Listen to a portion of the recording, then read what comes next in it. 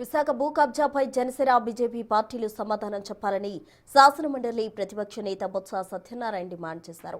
5,000 కోట్ల విలువైన భూమిని కాపాడే విషయంలో కూటమి ప్రభుత్వం స్పీడ్ చూపించాలన్నారు. డిప్యూటీ సీఎం పవన్ కళ్యాణ్ భూదోపిడీపై ఎందుకు మాట్లాడడం లేదని బొత్స ప్రశ్నించారు. ఈ అంశంపై వామపక్షాలతో కలిసి పోరాటం చేస్తామని ప్రకటించారు బొత్స. ఈ రాష్ట్రంలో ఉన్న కూటమి ప్రభుత్వం భారతీయ జనతా పార్టీ కానీ జనసేన పార్టీ కానీ ఆ పార్టీ వైఖరిని చెప్పాలి. వాళ్ళ పార్టీ వైఖరిని చెప్పాలి. వాళ్ళు దీన్ని సమర్థిస్తున్నారా? ఈ దోపిడీని, ఈ దోపిడీలో భాగస్వాములు అవుతారా?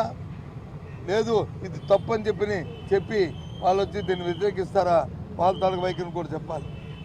ఎందుకంటే చెప్తున్నారు కదా డబుల్ ఇంజన్ సర్కార్ అని చెప్పని. మేము మాది వచ్చి స్పీడ్ అని చెప్తానండి. దోపిడీలో ఉన్న స్పీడు విశాఖపట్నం అభివృద్ధి చేయడంలో చూపెట్టండి మీ స్పీడు. విశాఖపట్నాన్ని మరి సొంత నగరాన్ని తయారు చేయడానికి మీ స్పీడ్ చూపెట్టండి.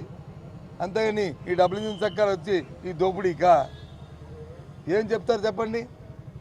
భారతీయ జనతా పార్టీ నాయకులు ఏం చెప్తారు? జనసేన నాయకులు ఏం చెప్తాడు? డిప్యూటీ సీఎం ఉన్న పవన్ కళ్యాణ్ గారు మీరు ఏం చెప్తారు దీని మీద? నీతి కబుర్లు చెప్తుంటారు కదా, నీతి మాటలు చెప్తుంటారు కదా. మరి ఇది నీతా, ఇది అవినీత? చెప్పండి మీరు.